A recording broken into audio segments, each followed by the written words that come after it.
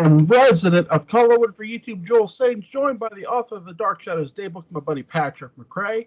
We're here to discuss some more 1841 Parallel Time, episode 1203. So, Melanie here, Nancy Barrett, is going to try to Catherine Heritage here. And I love how she has the knife near her, and Laura opens her eyes and she just screams. Yeah, it is clear that Laura Parker's combat superpower in the D&D book of Dark Shadows heroines is not knife fighting. No. It really isn't. She just kind of stands there and screams and screams and screams. And, no wonder Laura Parker wanted to have more fun. I mean, Catherine Herridge, it's like, it's that lesson. You play a villain and you play a villain and you play a villain. And you just think, oh, gosh, if only I could be the romantic lead. And then you get cast as the romantic lead. Well, maybe you do. I don't. But I've read books. But for some lucky lady out there, that's all I'm saying. Yeah. The thing is, you get to play the romantic lead, and it's boring. Yeah. Not that romance in real life is boring. Anyone who might be watching, but playing it's really dull. And God bless Laura Parker, because she gives it her all to keep it from being dull. However, there are moments, like in the knife fight, where she just kind of stands there, and you wonder. I'll tell you what. I'm thinking, there's no way they're going to kill Catherine Heritage here. But I love how this is very cliche, because you're going to see this time and time again in every 80s horror movie, slasher movie. This could happen. So I think they sort of ripped off a DS here by, with this inspiration. And I wouldn't be the first time. Right. And I love Nancy Barrett, because this was hinted in the previous episode. She was possessed by the end of it. The possession continues, and it's all sort of Julia Collins saves Catherine's butt and talks Melanie down. She's like, I'm not Melanie. I think that's one of the most shocking things you hear out of it all, which I like because it adds a little twist. So I love how she just wears Julia down with one question after another, like a little kid. And I'm like, God, all right, I'll tell you something. Just stop. I'm trying to sew.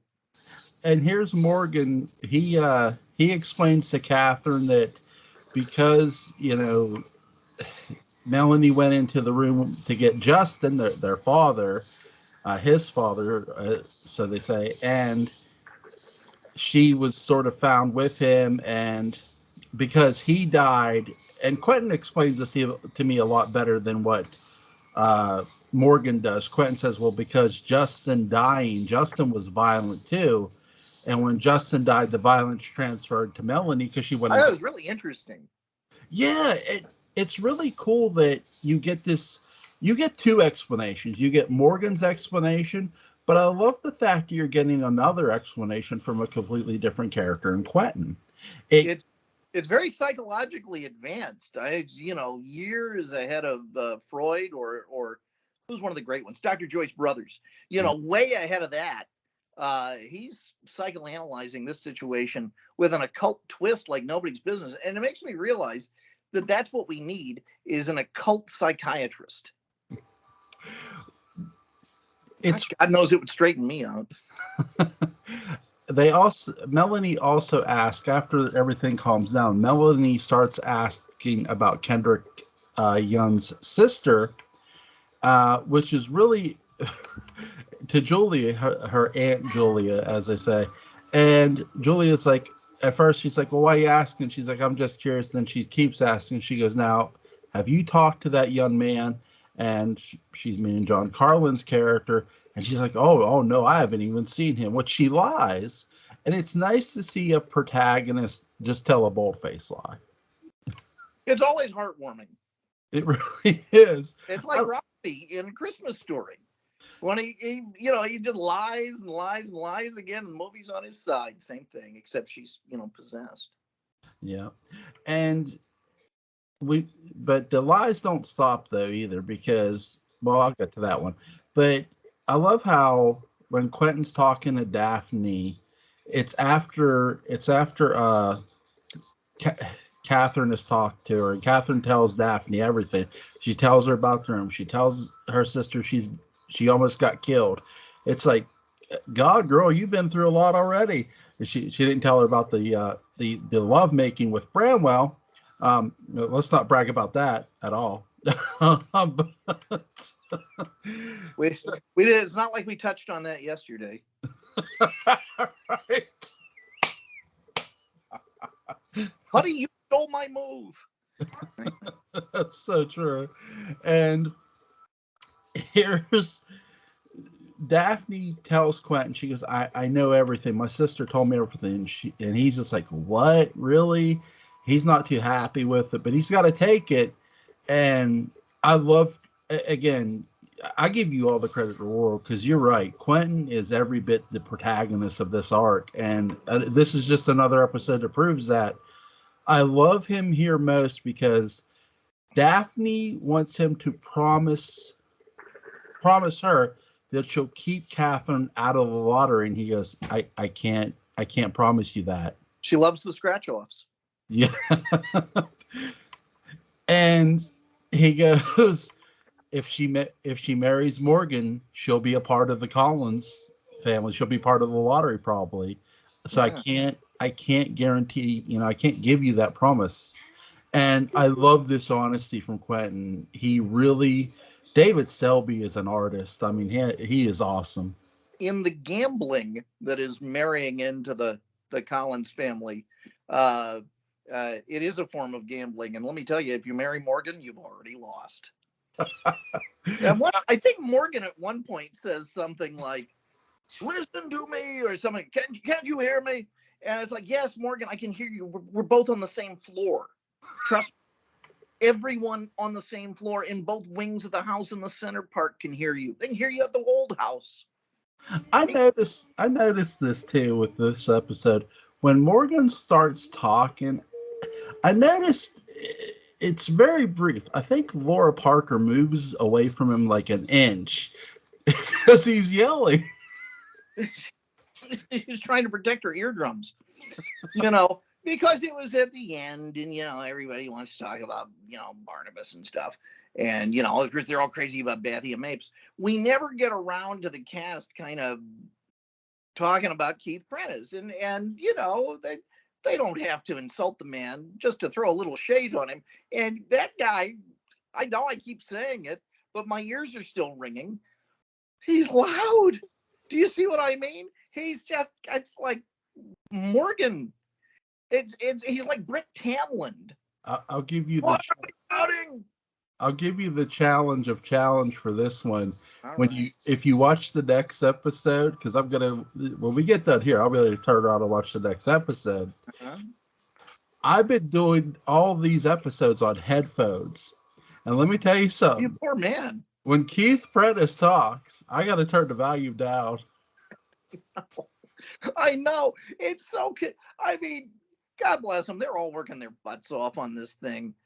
And yet Keith kind of came in late to the picture, and he sort of comes from the Addison Powell School of Acting, which I like. It's very pure, but it's Dark Shadows. I'm familiar with it. It's horror soap, and so you want horror acting. And Dan said, "Yeah, whatever. You're interrupting my golf game," and so I'm okay.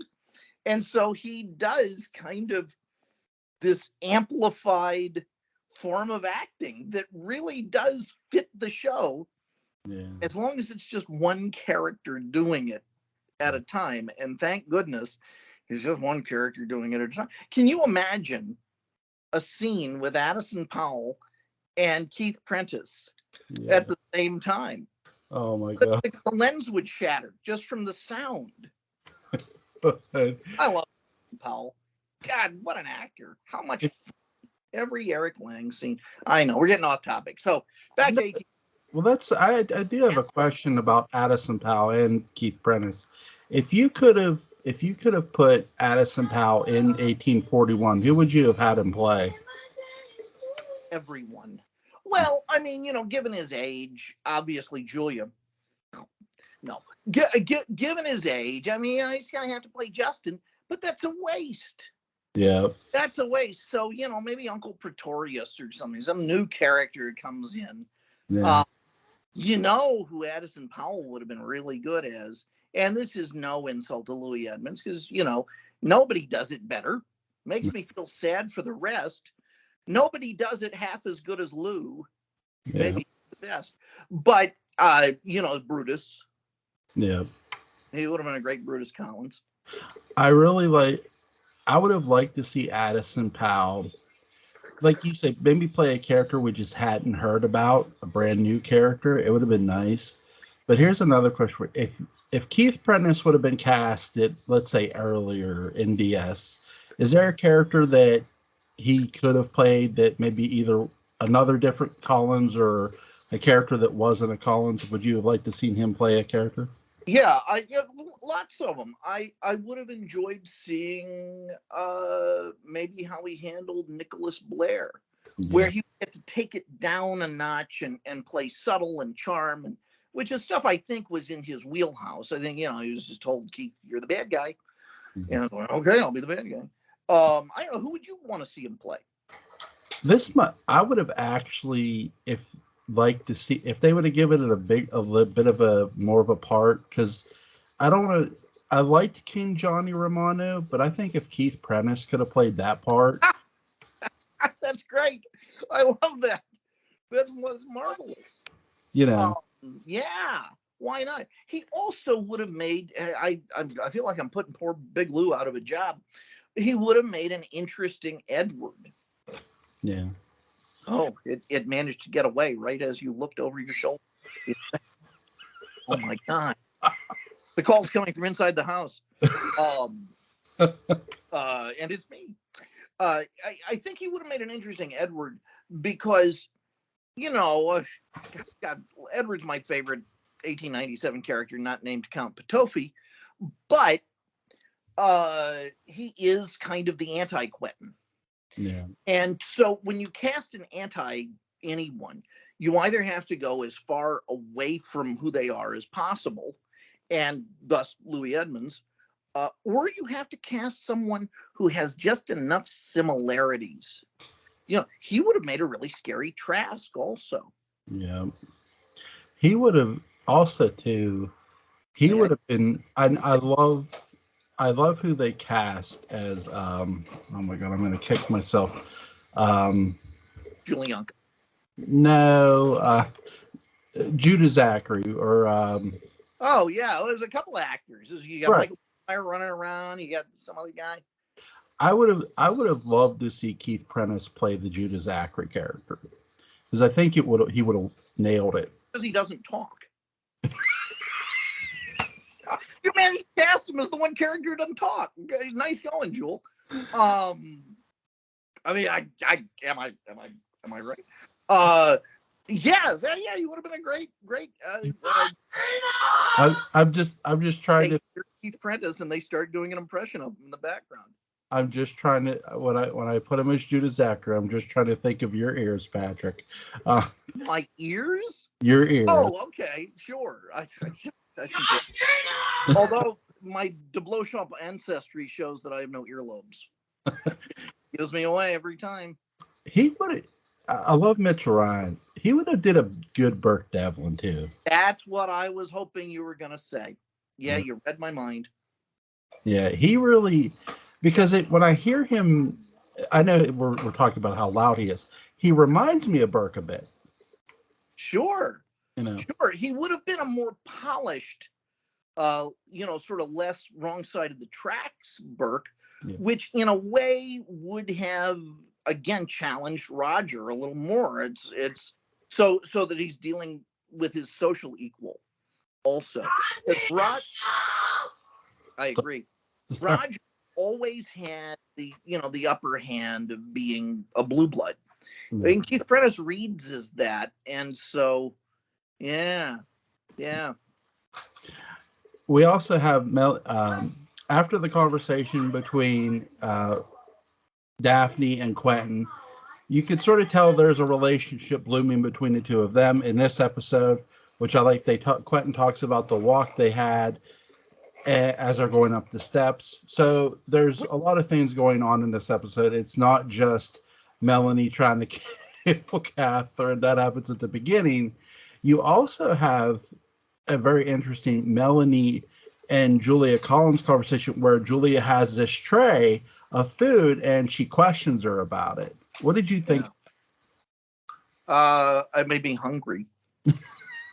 Well, she takes it upstairs. Melanie follows Julia Yeah. Collins, and she's going to the room, and she's like, "You lied to me," because Julia just says, "Oh, I dismissed Cook early." I'm thinking, is that Cook, the cook's name, Cook? I think it is. Well, that was a thing, in terms of, at least in fiction. I have no idea how it worked in real life. Of how domestics were often treated, was that their job was their title. Wow, I did not know Or that. was their job, and their job was their name, and all of that. Yeah. The I had a thought, and there it went. There. Oh yeah, it's when there's a conversation between Quentin and Daphne. It's Daphne, right? Yeah, about the walk, Yeah. right? That they had, and there's no evidence of there being any Asian cooking. But I think maybe that walk was used to prepare the food that Julia was carrying up. That's all I got. Okay. I actually do like the fact that the writers are very smart, as you pointed out in the previous episode. This does not feel forced at all when they're sort of blooming this relationship, when they're planting the seed for it. It feels natural, and not just because Daphne and Quentin had a relationship in another time band. It's just feels right.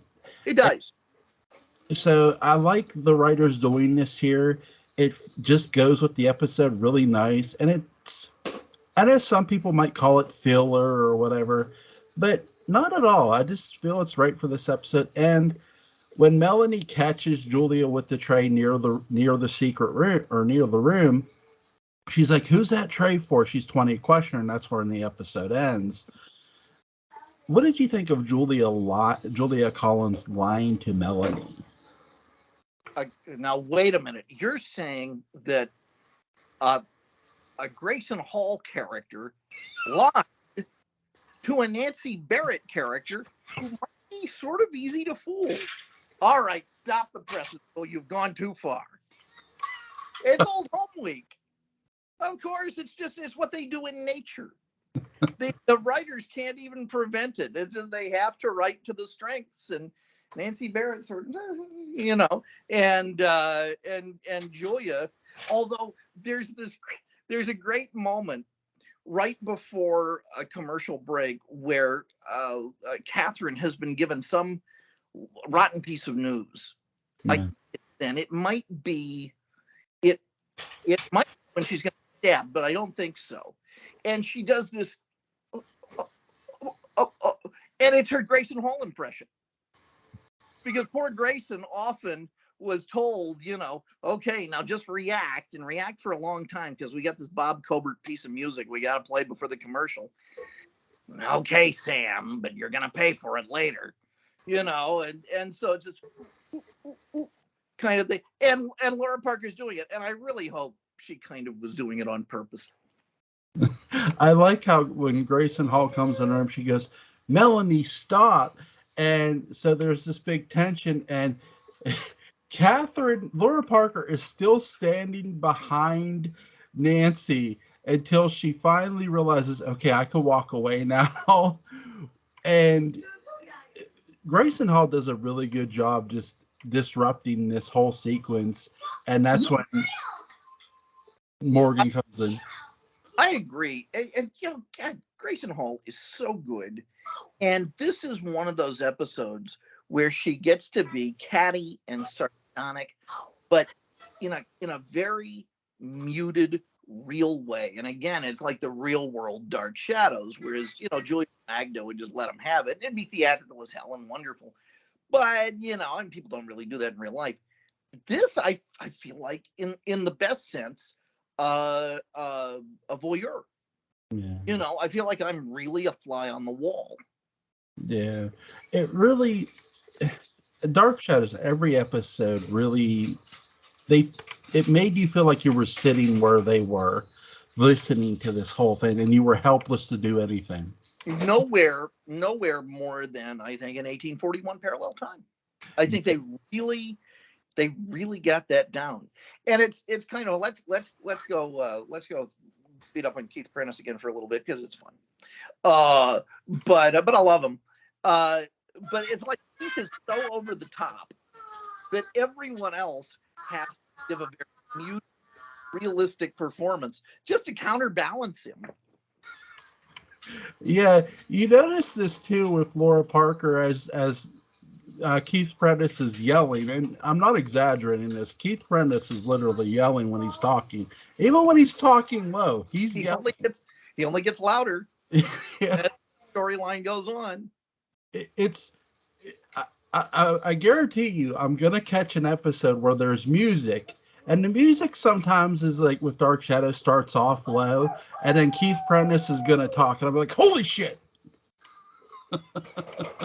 I concur.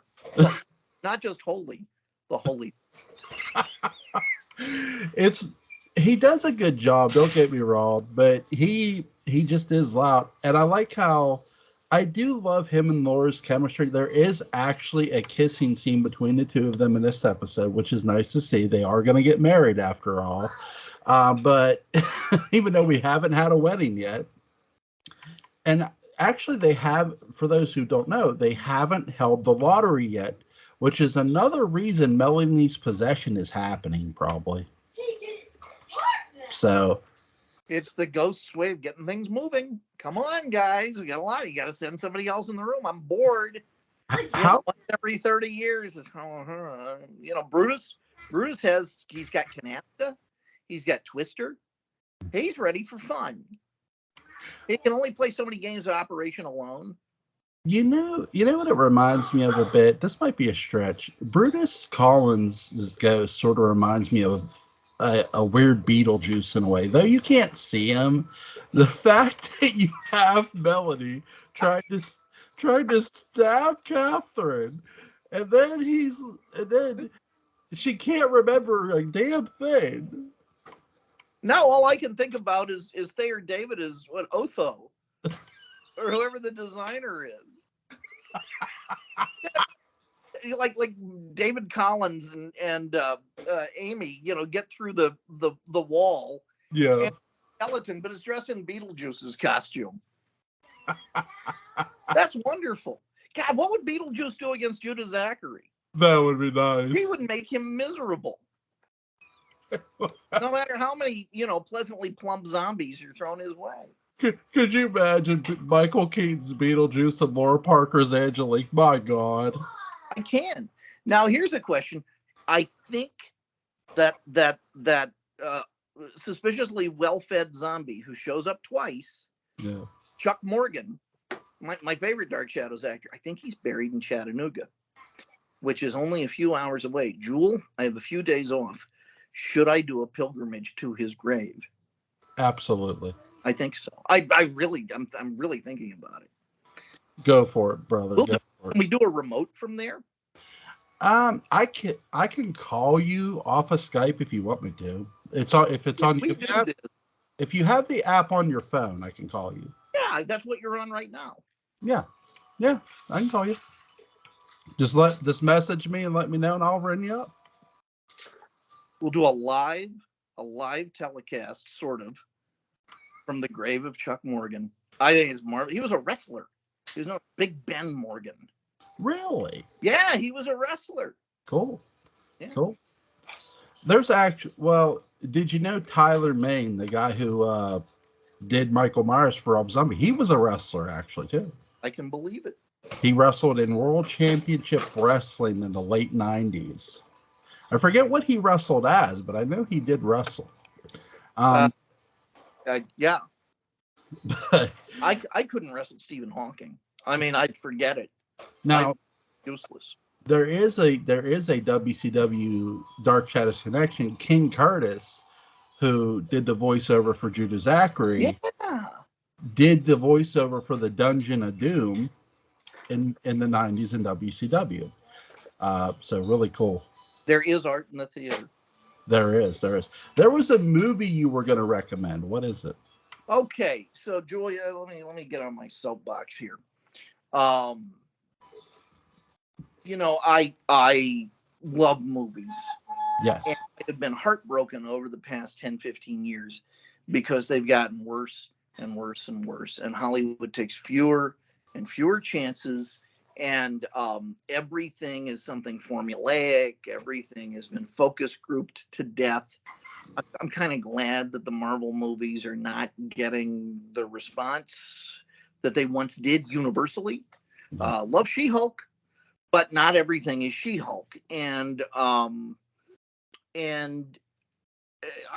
really have become very resistant to going to movies, and I think the pandemic is changing things, and it's changing things in this sense. I think people were able to be home for long periods of time, watch a lot of movies, uh, and not necessarily be that enamored with what they found when they went back to theaters, because they'd seen a lot of films from a lot of different eras, and it's suddenly, going back to sort of the incredibly plastic stuff that everyone recognizes, was no longer satisfying. It's like, we don't have to do this.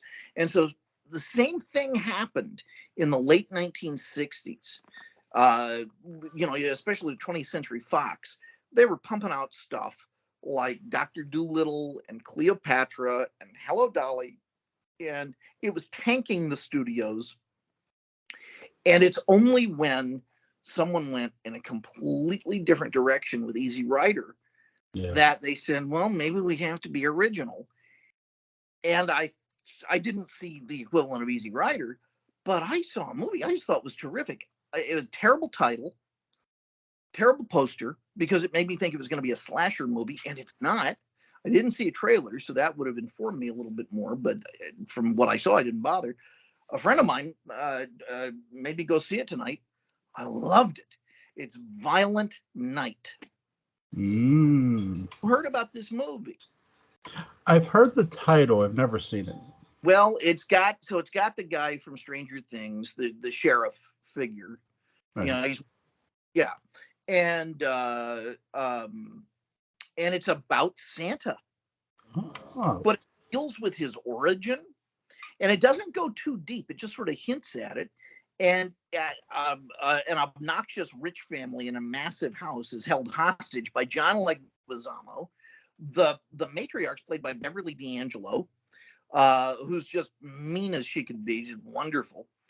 And Santa, who's a very real figure, an ex-Viking, as it turns out, is stranded there by his reindeer, who fly off at the sound of gunfire. And he has to go on sort of this one-man destruction mission to take out the family. It manages to be fun, sort of lighthearted. It has a great Christmas message to it. It gets deep into unexplored aspects of the Santa mythology that are very culturally relevant. I was a Father Christmas for several years, and so I was into the whole Santa scene. And Father Christmas is sort of the English Gandalf Santa, and so I'm familiar with all of that, and it works on so many levels. It's a tremendous action movie.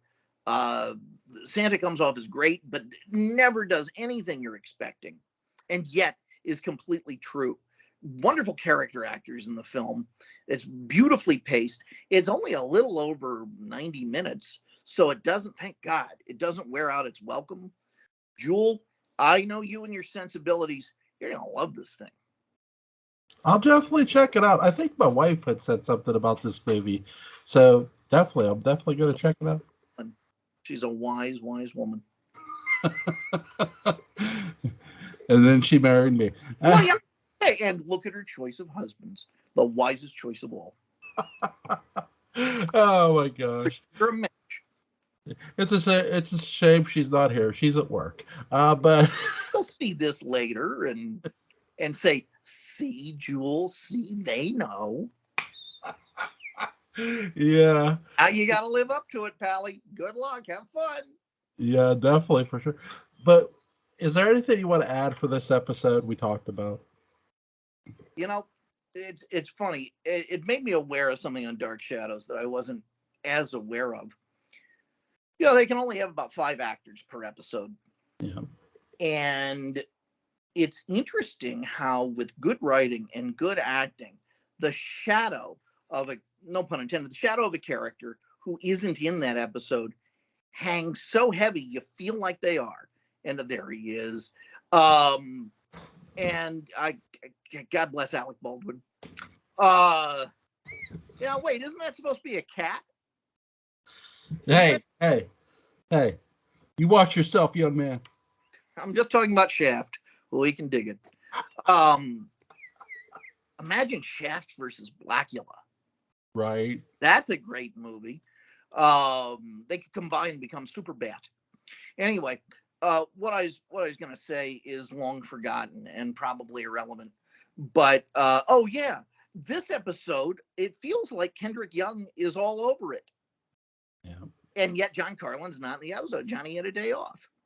And it's fun because the more your character is talked about, yeah, the easier your job is when you show up.